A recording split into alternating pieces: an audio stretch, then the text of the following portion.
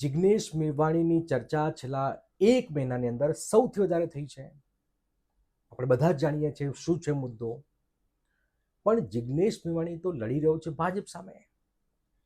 પણ જિગ્નેશ મેવાણીને કોંગ્રેસની અંદર જ કેટલાક નેતાઓ, કેટલાક સિનિયર નેતાઓ એ કાર્યકારી અધ્યક્ષ ન બને અથવા આ પ્રકારની કાર્યકારી અધ્યક્ષની પોસ્ટ જ હટાવી દેવામાં આવે એ પ્રકારના મેસેજ લઈને દિલ્હીમાં એમના જે, કારણ કે વર્ષોથી ગુજરાત કોંગ્રેસને કમાન સંભાળેલી છે, તો એ નેતાઓ જે છે એ જિગ્નેશ મેવાણીને પસંદ નથી કરી રહ્યા.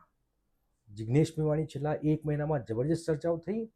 એમને જિગ્નેશ મેવાણીને કોઈ વાત જ નહીં કરી. એમના સોશિયલ મીડિયા પર પણ તમે કોઈ બી જોશો તો પોસ્ટ જિગ્નેશ મેવાણીની છે જ નહીં. તો જિગ્નેશ મેવાણી એમને પચતા નથી.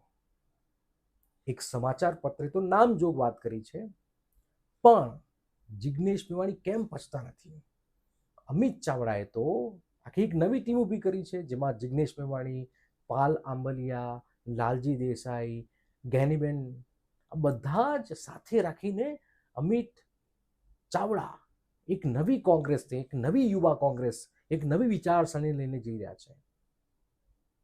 તો પછી જિગ્નેશ મેવાણીએ તો કોંગ્રેસને ઊંચી કરી છે.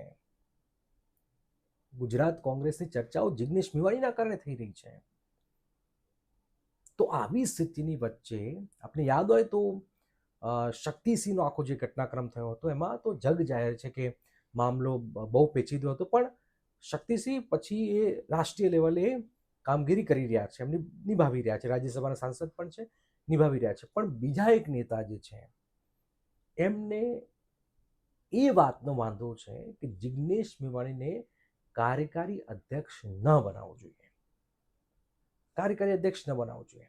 તો જિગ્નેશ મેવાણીની લડાઈ ભાજપ સામે તો છે જ, પણ જિગ્નેશ મેવાણીની લડાઈ તો કોંગ્રેસની અંદર પણ છે.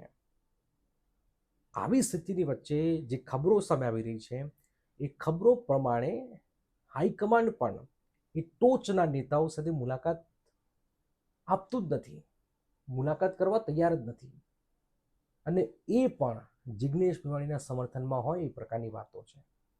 જિગ્નેશ મેવાણીએ અને કાબિલિયત પુરવાર કરી જ નાખી છે. સિનિયર નેતાઓને હવે દિલ્હી હાઈકમાન્ડ માનવા તૈયાર પણ નથી, મુલાકાત પણ નથી આવતી, ત્યાં સુધી ખબરો છે ત્યાં સુધી.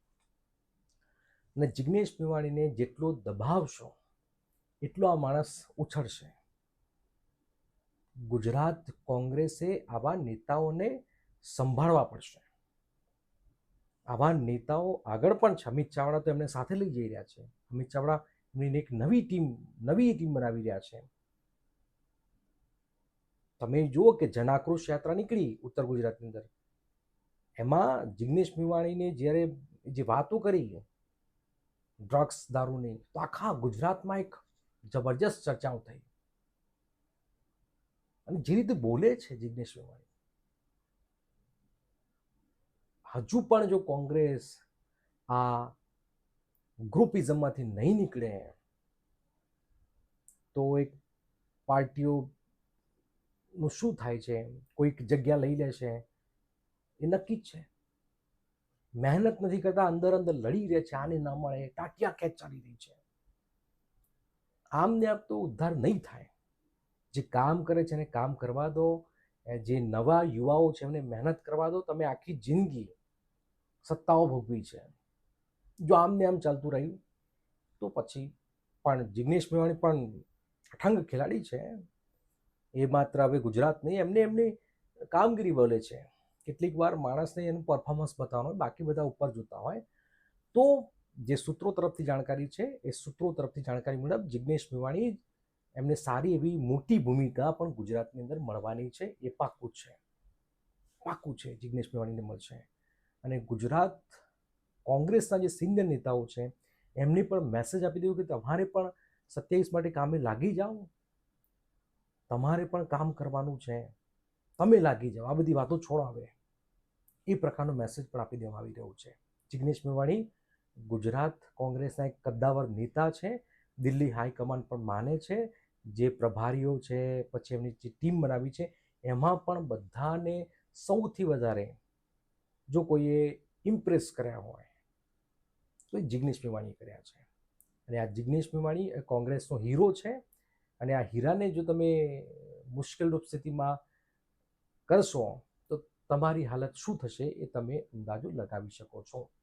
તમે એક સમય હતા, આજે તમે નથી. આજે જિગ્નેશ મેવાણીનો સમય છે.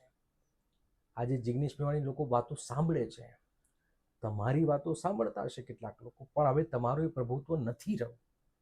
તો આવી સ્થિતિની વચ્ચે જિગ્નેશ મેવાણીને હટાવવાની જે વાતો, જે ચર્ચા કે ભાઈ આ માણસને આ હોદ્દો ન મળવો જોઈએ અથવા આ પ્રકારના હોદ્દા દૂર જ કરી દેવા જોઈએ, તો એક પણ બિલકુલ અંદર ક્યાં સુધી લડશો તમે? પણ મૂળ વાત એ છે કે આ ઘટનાક્રમની વચ્ચે જિગ્નેશ મેવાણીને ગુજરાત કોંગ્રેસ એક મોટી જિમ્મેદારી આપશે એ હકીકત છે. 2027 હવે નજીક જ છે, બહુ જાજો સમય નથી, 1.5 વર્ષનો સમય છે. તો આવી સ્થિતિની વચ્ચે કોંગ્રેસે આ બધી બાબતો દૂર રહેવું જોઈએ. બાકી અંદર લડશો તો શું હાલત છે એનાથી પણ ખરાબ થશે. એક સાંધો ત્યાં 13 નહીં 33 તૂટશે. 33 તૂટે એવી સ્થિતિ તો છે જ. હજુ પણ કેટલું ગુમાવશો તમે? નવા જોશ સાથે લડો, પબ્લિકની વચ્ચે જાઓ, ત્યારે પ્રજા પસંદ કરશે. આ રીતે ટાંટિયા ખેંચવાથી કશું નહીં થાય. જમીન તમારી સરકી ગઈ છે. આપણું શું કહેવું છે? જિગ્નેશ મેવાણી મોટી જિમ્મેદારી મળવી જોઈએ અથવા ન મળવી જોઈએ? કોમેન્ટ કરી શકો છો. ફરી મળીશું. જય હિન્દ, જય જય ગરવી ગુજરાત. નમસ્કાર.